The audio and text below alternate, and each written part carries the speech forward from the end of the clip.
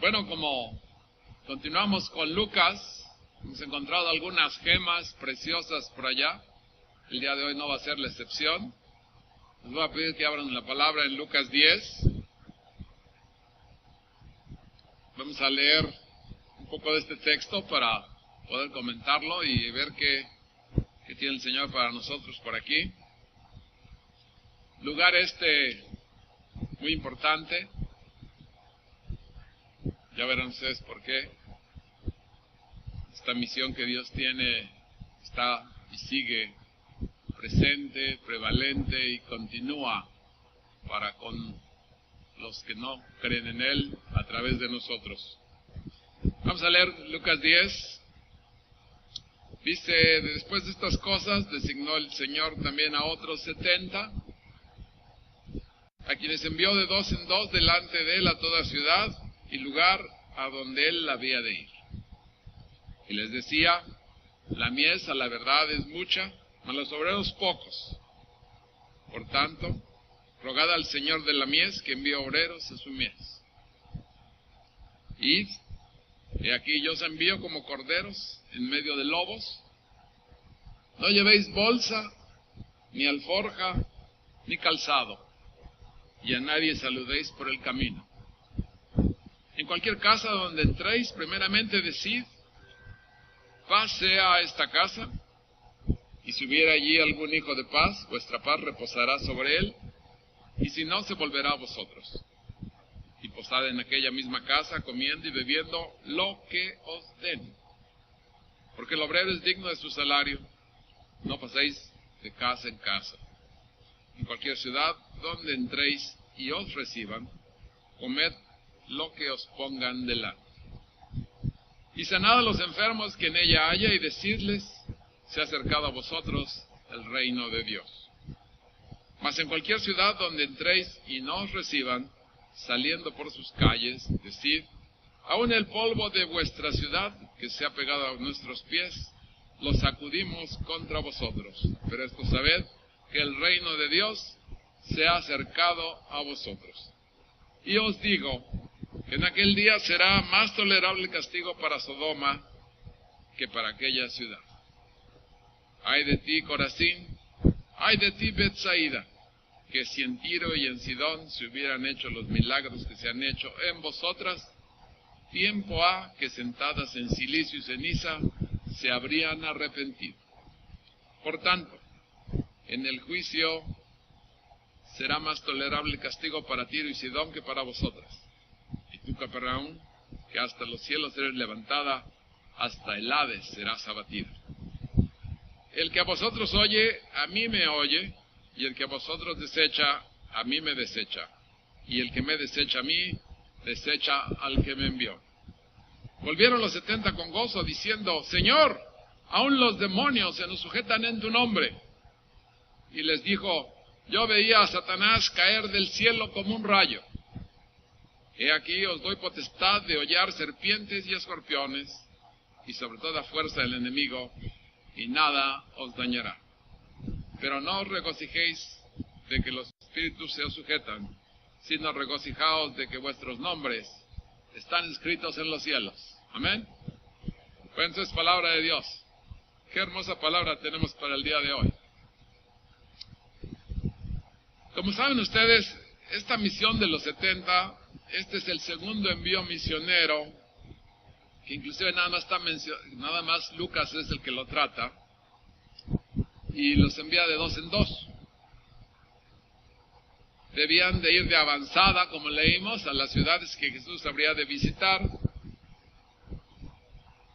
Y decíamos que el único lugar donde se ve que son dos viajes misioneros es aquí en Lucas. El primero fue con 12, ahora es de los 70. Y son con diferente número de enviados, diferente número de contingente humano, por así decirlo. El primer grupo apunta a Israel, en el sentido de las 12 tribus de Israel, y el segundo a las naciones gentiles, según lo entendían los judíos. El número de las naciones paganas en el mundo está por allá discutido en Génesis 10, y eran 70.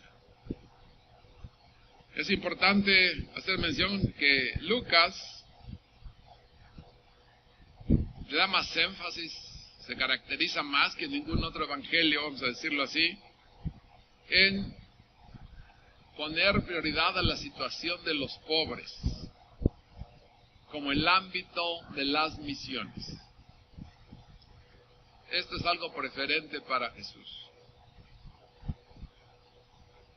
Porque Jesús vino, como ustedes saben, a dar libertad. O sea, como una acción liberadora en pos de la reivindicación de la dignidad de la vida que los pobres sin Dios han perdido. Dije una reivindicación de la dignidad de la vida. Ustedes saben que hay mucha gente que ya no tiene dignidad en la vida, que la han perdido debido a la manera como son las relaciones humanas en su hogar, debido a los abusos, a las adicciones, a los golpes, a las malas palabras, a las infidelidades, a las problemáticas económicas, a las problemáticas físicas. Todo esto conjuntado y más cosas nos dan un panorama verdaderamente triste. Un panorama que no nomás estaba y ha estado como prevalente en todos los tiempos, sino aquí en nuestro Cabo San Lucas literalmente nos rodea ese tipo de panorama. No nada más a este lugar en que nos congregamos, sino todo el cinturón de población que está en un estado de pobreza y de marginación, tienen las condiciones que aquí estamos platicando. O sea que tenemos un campo fértil impresionante delante de nosotros. Pero vamos a hablar más del asunto. Es importante que notemos que este campo fértil que estamos mencionando, que inclusive está con nosotros, como decíamos, está lleno de personas sin dignidad humana,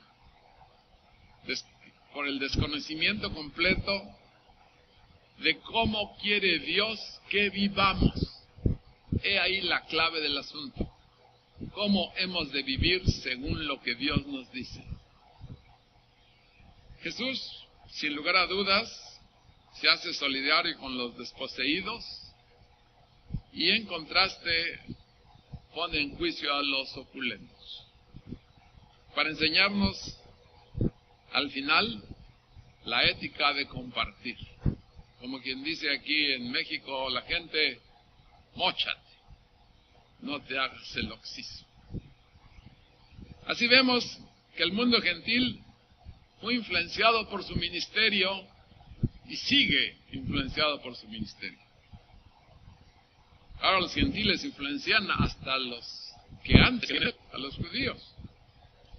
Si recordamos por un momento este número de enviados y su relación con otros grupos, de 70 miembros se componía el Sanedrín, ese cuerpo colegiado de los judíos,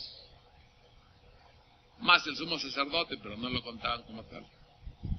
70 fueron los ancianos que convocó Moisés para que le ayudaran a controlar a toda esa mansa tribu que le seguía. Acuérdense que eran bien rebeldes, y eran muchos. Debido a esto, la versión griega del Antiguo Testamento se llamó la Septuaginta, debido a los 70. Y debido a la importancia que tiene esto de la comisión y de la misión para llevar la palabra del reino. Les decía Jesús a sus discípulos ayer y hoy, a la verdad, como leímos, la miel es mucha. Hasta tenemos una canción que dice eso, ¿verdad? Pero los obreros son pocos. Rogad pues al Señor de la mies que envíe más obreros a su mies. El que Jesús haya enviado gente de dos en dos para dar testimonio es para que se confirmara el uno al otro, para que se soportaran emocionalmente, para que se dieran ánimo. Esto se convirtió posteriormente en una familia apostólica. en una costumbre evangelística. Se dice y leemos Pedro y Juan, Pablo y Bernabé, Bernabé y Marcos, Pablo y Silas, etc. Estrategia de confortarse el uno al otro, decíamos, compañía necesaria y soporte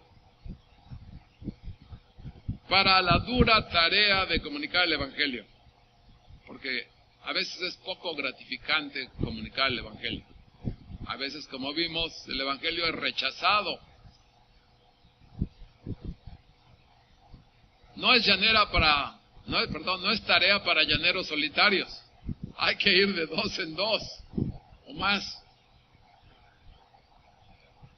Normalmente con él son 3, 2 que van y él con nosotros.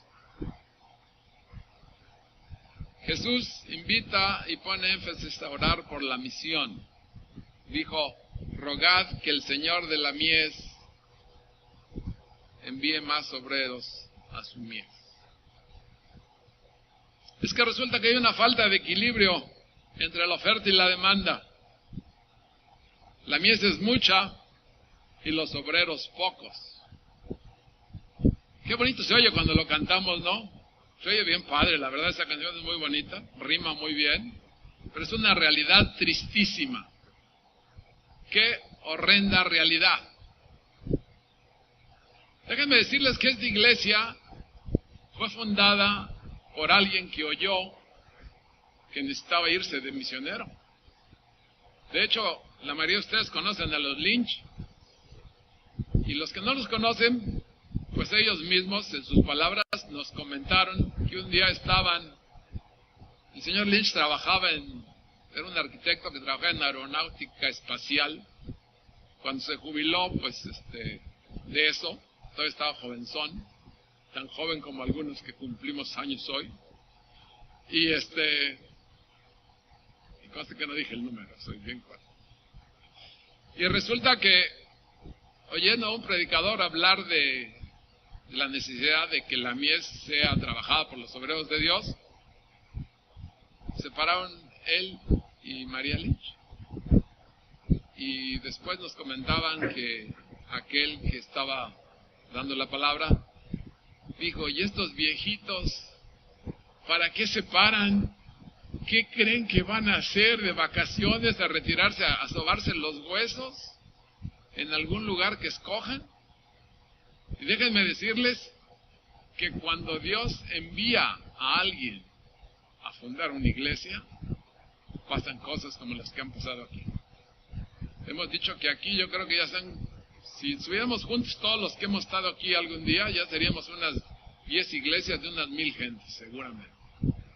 Sin embargo, Dios tiene un plan que me alegro que haya fundado esta iglesia aquí en Cabo San Lucas y que haya sido refugio, lugar de apoyo y de consuelo para tantos que hemos sido traídos y llamados por ese llamamiento de Dios que es inevitable, inexorable, infalible, irrevocable, y todo lo que empiece con I. Así que, curiosamente, esto que estamos leyendo aquí es algo impresionante, porque Dios está involucrado de manera personalísima en esto. Fíjense que en Israel había literalmente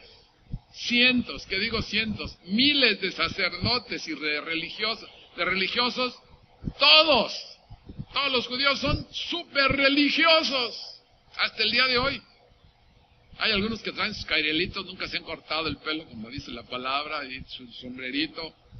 Y la vez que fui a Israel, no puedo dejar de decirles, enfrente que estaba por allá Marcos, a mí me pareció de lo más notorio, los que estaban orando enfrente del muro de lamentaciones, como con un torrencial de palabras, compiten uno con otro a ver quién habla más rápido y mejor y más elocuentemente, obviamente de algo que no entendíamos nosotros porque está en hebreo, pero se oía de lo más interesante. Y a partir de ahí las variaciones que si en un pie, que si como moscas, y con las manos, y para acá, y para allá. Es algo impresionante, ¿eh? Bueno, la religiosidad realmente hace muchas cosas, pero había cientos, ¿qué digo cientos? Miles. Realmente entonces, cuando había tanta gente en Israel que sí creía, esto simplemente los descalifica a ellos y a todas sus prácticas. Ojalá que entendamos esto, todos los grupos que hasta el día de hoy siguen en lo mismo, descalificados. Hay prioridades en la palabra de Dios. La prioridad de la palabra de Dios el día de hoy es esto: llevar el reino de Dios, su palabra, a aquellos que lo necesitan. No quedarse en genealogías y situaciones llenas de historia. Ya que Jesús aquí en el Evangelio quiere proveerse de otra clase de obreros, no los que ya estaban, que no hacían nada. Tenían una liturgia impresionante, unas creencias impresionantes, y sin embargo no hacían lo que Dios quería. Dios quiere la clase de obreros que sirven, no los que buscan servirse y acumular riqueza a costa de su posición. En aquel tiempo la casta sacerdotal. El día de hoy los televangelistas, que te hablan de todo y se llenan de Villegas por el otro lado. La estrategia, no lo olviden, rogad a Dios que levante nuevos obreros, siervos diligentes, dispuestos y preparados. Recuérdense que dijimos en alguna de las veces que en el reino de Dios hay preparados y no dispuestos, y no preparados y dispuestos. Hay que rogarle a Dios que mande obreros dispuestos y preparados, donde la misión sea una tarea con visión, en la que vean y sientan la presencia de Él a través de nosotros. A una realidad de una cosecha abundante, que la cosecha cuando no se levanta en tiempo, pues por así decirlo, se pierde.